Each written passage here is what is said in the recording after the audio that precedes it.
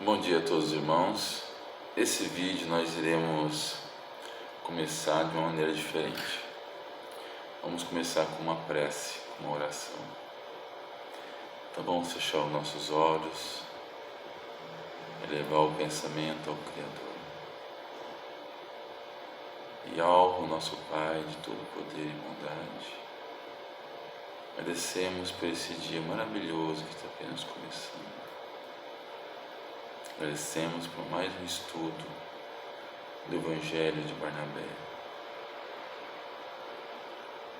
Pedimos aí ao Ruxa, nosso mestre, que nos envolva e nos proteja nesse momento. E pedimos ao Espírito da Verdade, o nosso Consolador, que possa nos guiar a toda a verdade, para que possamos ler e entender e interpretar da melhor maneira possível o Evangelho de Barnabé, para que possamos adquirir o conhecimento necessário para o nosso aperfeiçoamento moral. Obrigado, Pai, por tudo que nos deste. Que sua paz nos envolve agora e para todo sempre. Amém. Que assim seja. Bom, pessoal, depois dessa prece, vamos continuar com a epístola, ou seja, a carta de Barnabé, ou o Evangelho de Barnabé, no seu capítulo 11, que ele vai falar sobre o batismo, a profecia do batismo e da cruz. Então diz o seguinte, ele fala primeiramente sobre a água, capítulo 11. Pesquisemos se o Senhor teve intenção de falar antecipadamente sobre a água e sobre a cruz. Quanto à água, está escrito que Israel, nome político, que naquela época chamava-se Yahshua, não teria recebido o batismo que leva à remissão dos pecados, mas que eles próprios teriam constituído um. Com efeito, diz o profeta, pasma, ó céu, e que a terra trema ainda mais, pois este povo cometeu o mal duplo. Eles me abandonaram a mim, que sou a fonte viva da água, e cavaram para si mesmo uma cisterna de morte. Por acaso o Sinai, minha montanha santa, é rocha deserta? Não vereis como os passarinhos que voam quando se lhes tira o ninho? E o profeta diz ainda, eu marcharei à tua frente, te darei tesouros secretos, escondidos, invisíveis, a fim de que saiba que eu sou o Senhor Criador.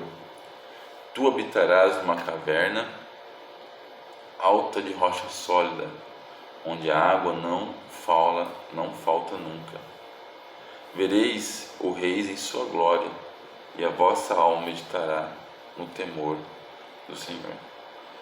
Bom, essas duas passagens nós encontramos,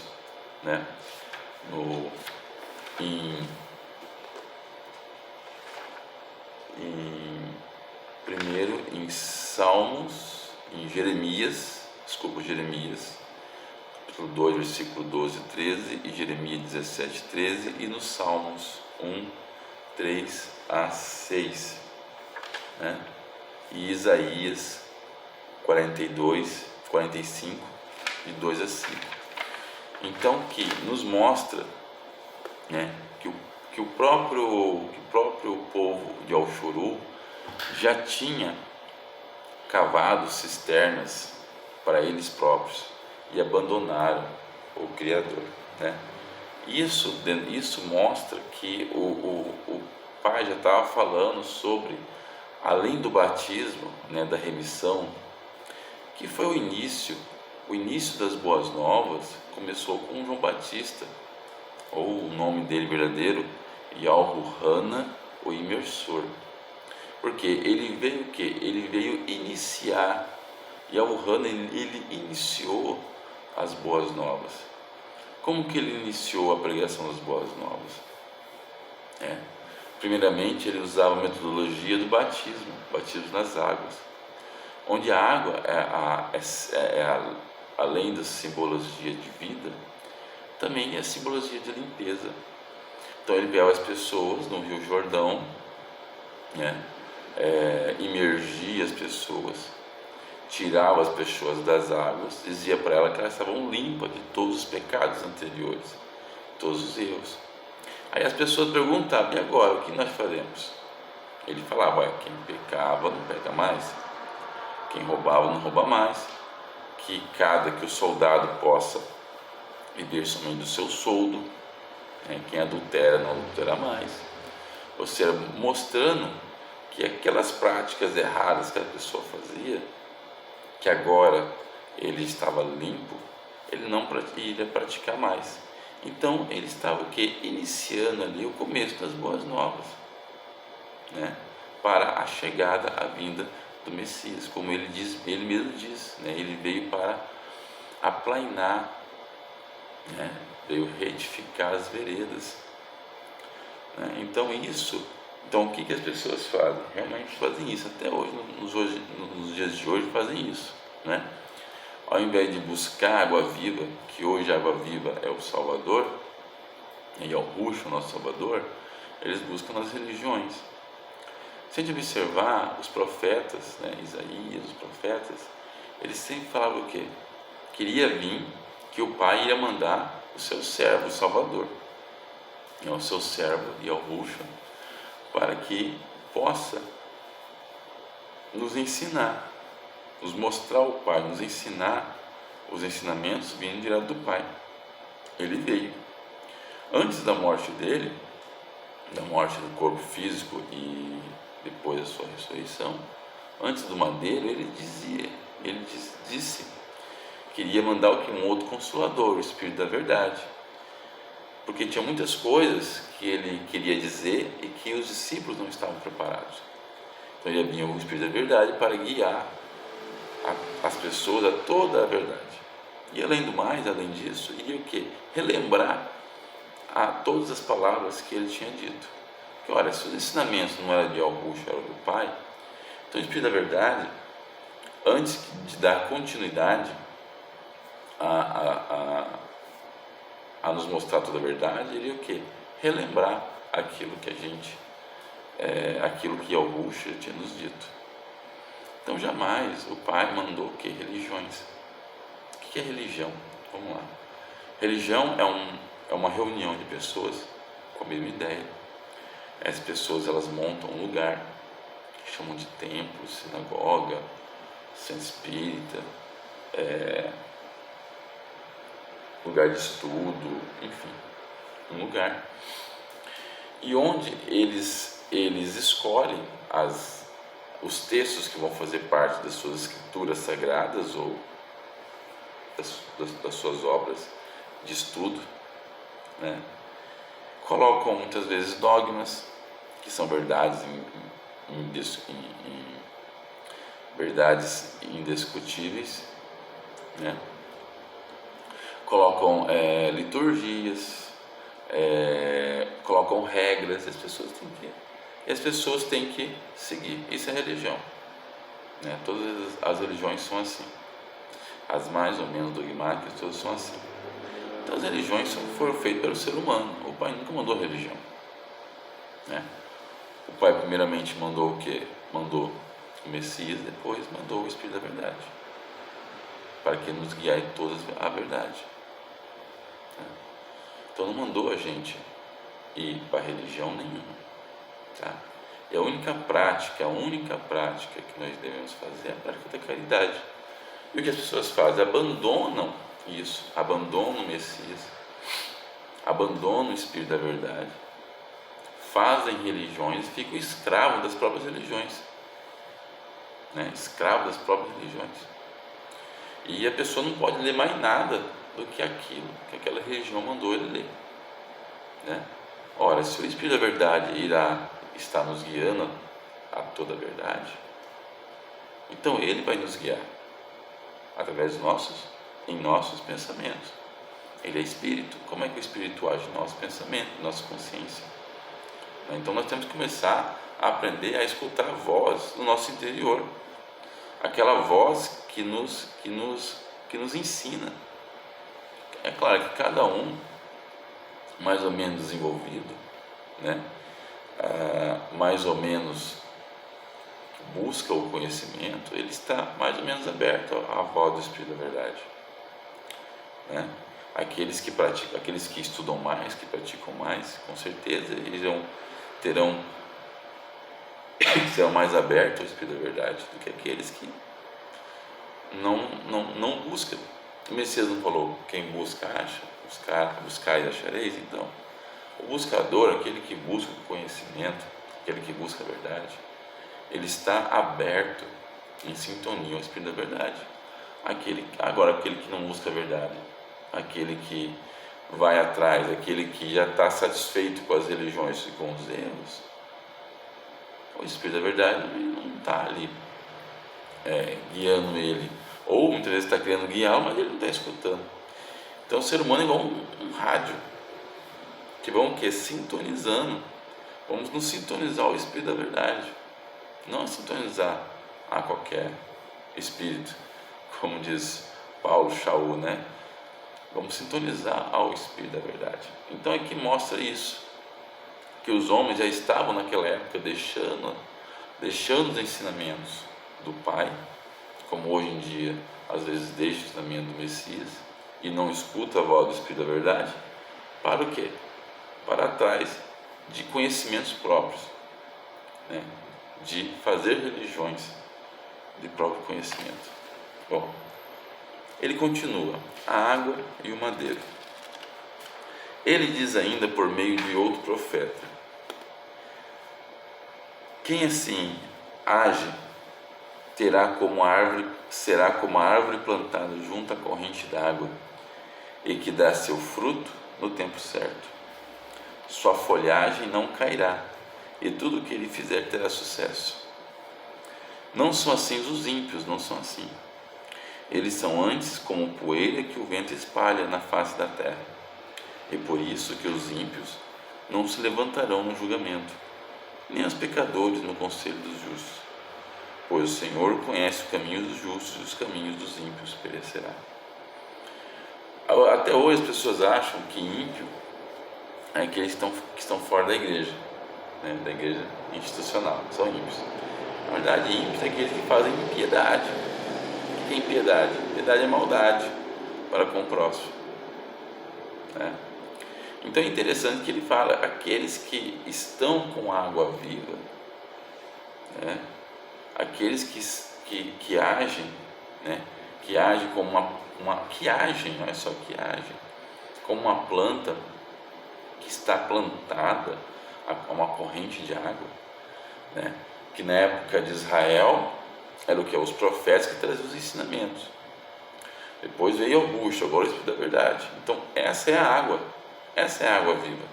E Augusto mesmo falou, né, que ele é a água viva, que aquele que crê nele, dentro dele nasceria uma fonte de água viva. Olha só, então nós temos que buscar essa água viva. Então quem está plantado nessa água viva, quem está plantado como uma planta junto a essa água viva, né, é como ele sempre dará o seu fruto no tempo certo. E aí fala o seguinte: sua folhagem não cairá, sempre ficará verde, sempre terá vida, e tudo que fizerá terá sucesso. É claro que aqui não é o sucesso material, como as pessoas acham.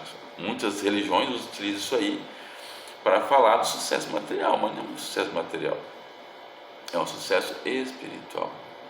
É a busca, né, do mundo espiritual, a busca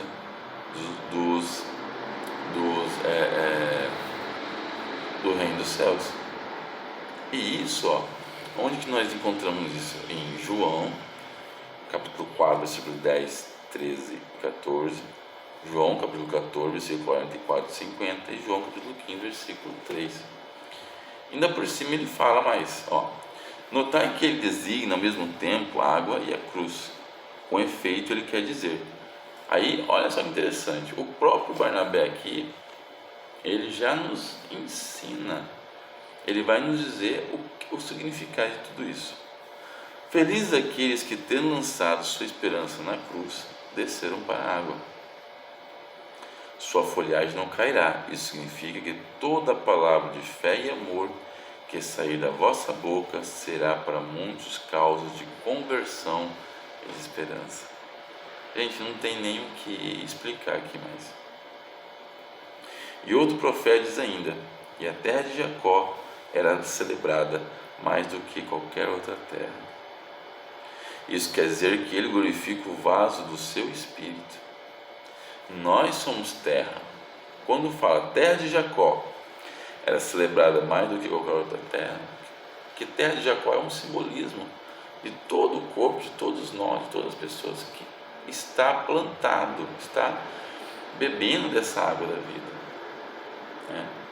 Que tem os conhecimentos vindo dos profetas, como diz o próprio Pedro, Cafos, ele fala que nós temos o testemunho dos profetas como verdadeiro, né? Então os profetas, que mais? E ao Ruxa, o Espírito da Verdade, é a mesma água que vem, né? É isso que a gente tem que fazer, nós temos que ser essa planta plantada.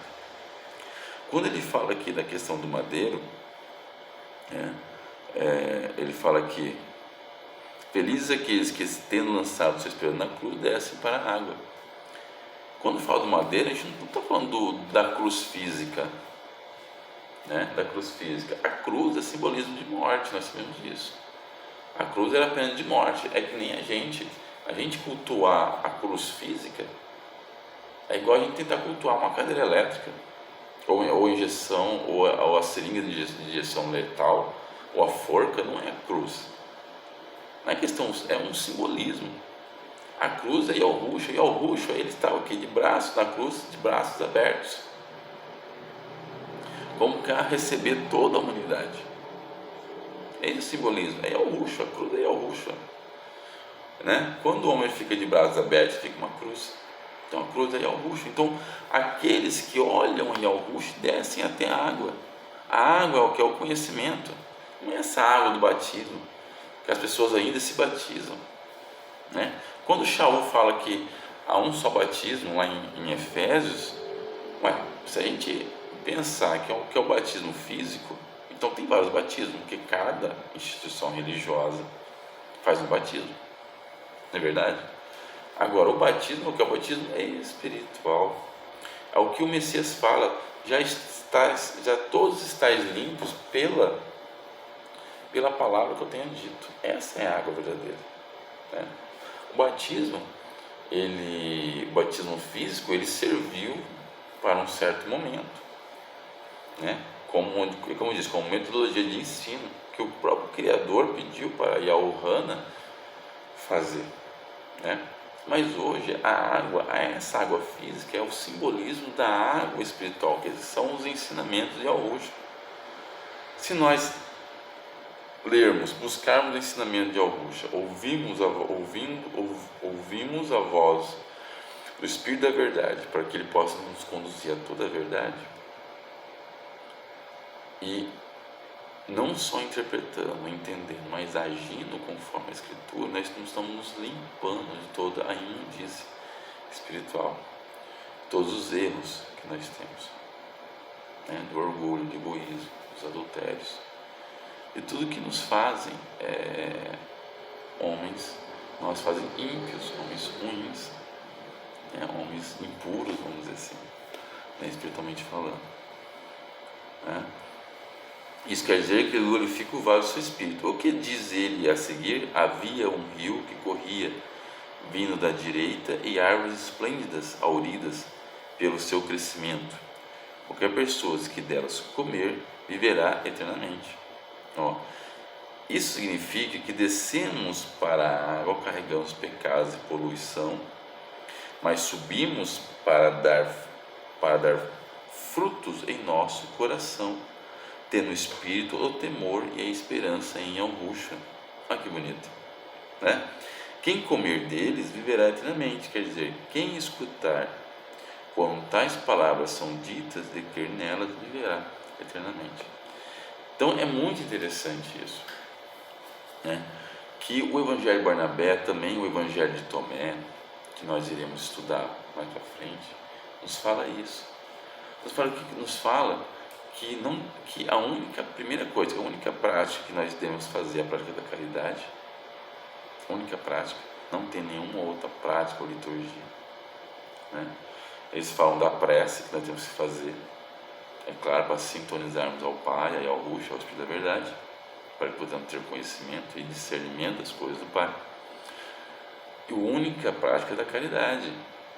E como que a gente vai ter vida eterna? Olha só, aquele que escuta as palavras e crer nelas, as palavras de vida eterna do Messias. Olha só como que é muito mais simples, que a religião nos coloca um fardo constante dentro da gente. Quando a gente vai estudar as Escrituras, esse fardo acaba, né? Como fala que ele, quando subiu aos céus, levou cativo o cativeiro, ou seja, os prisioneiros somos nós, prisioneiros de nós mesmos, prisioneiros primeiro de nós mesmos, prisioneiros das religiões, que é a nós mesmos que nós fazemos das religiões. E o que Barnabé aqui fala? Olha, sigamos a água, buscamos a água viva. Essa água viva foi dada primeiramente ao Chorô, a Israel, os profetas. Eles renegaram, preferiram fazer cisternas para si, através dos profetas, né? Foi dado através dos profetas. Depois veio Augusta. Antes de Augusta veio o quê? João Batista, o imersor, e o imersor. Primeiramente mostrando uma água física, para que as pessoas pudessem entender que essa água depois era o que? É a palavra do Messias, né? Depois veio o Messias. Quando o Messias vem e a Ohana sai de cena, é decapitado e morre. E a Ruxa vem através das suas palavras. Aí sim a água, mesmo que os discípulos, né, batizavam em água as pessoas, que ele deixava, porque ele sabia que cada tempo é um tempo certo, como ele disse, né, aos discípulos, que ele tinha muito que ensinar ainda, mas que eles não iriam suportar, e uma das coisas era isso, né?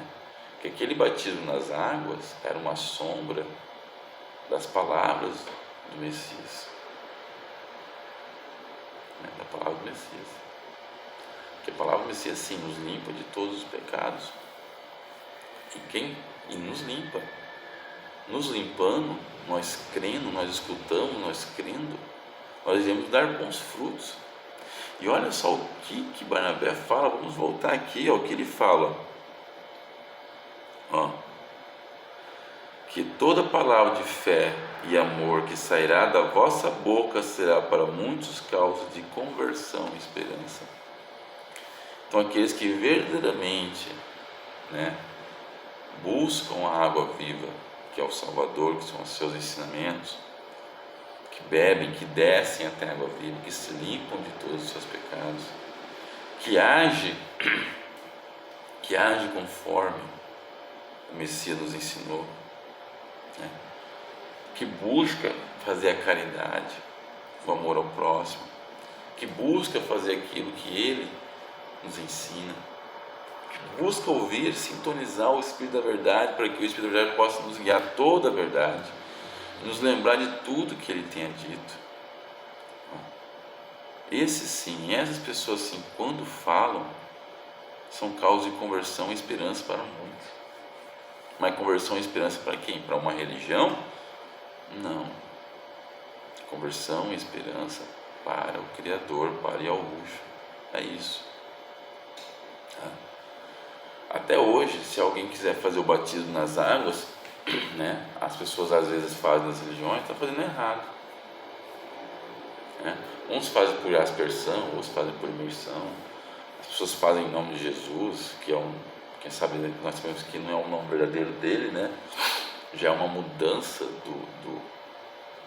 de Yeshua, né? que o nome dele é Yahushua no padre hebraico, mas modificado para Yeshua já no aramaico, depois para Jesus no grego e Jesus no latim.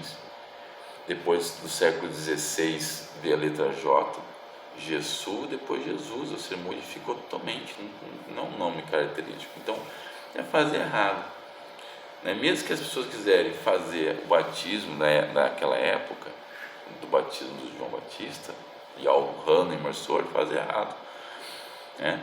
Fazem em um nome errado, que não é o nome verdadeiro, e ainda por cima eles fazem para você entrar em uma religião. Não fazem para se converter para o Pai, mas para se converter para você entrar numa igreja física, numa instituição religiosa. Então já está totalmente errado, né? E nós sabemos agora, através do Messias, através do Espírito da Verdade, que aquela água física que João Batista simbolizava quem? O Salvador, as suas palavras. Porque ele mesmo disse: vós já estáis todos limpos pelas palavras que eu vos tenho dito. Então, pessoal, é o que eu tinha pelo dia de hoje. Bom final de semana a todos, boa semana a todos. Que a paz e a Yahushua esteja em nossos corações. Nunca nos esquecemos em fazer oração à prece, para buscar a orientação do Pai, do nosso Pai Alvo, de Yahushua, nosso Mestre, do Espírito da Verdade, do Uruha, né, que é o Espírito da Verdade, que possamos praticar a caridade, o amor ao próximo, que possamos ler os Evangelhos, não somente as boas novas que está no livro Bíblia, que foi feito, né, o livro Bíblia foi feito, e nós sabemos, lá no começo da Igreja Católica, por um grupo pela religião, para que possamos buscar também outros conhecimentos, outros evangelhos, e sempre pedindo para que o Espírito da Verdade nos guie a toda a verdade. Obrigado a todos, tenham um bom domingo, uma boa semana.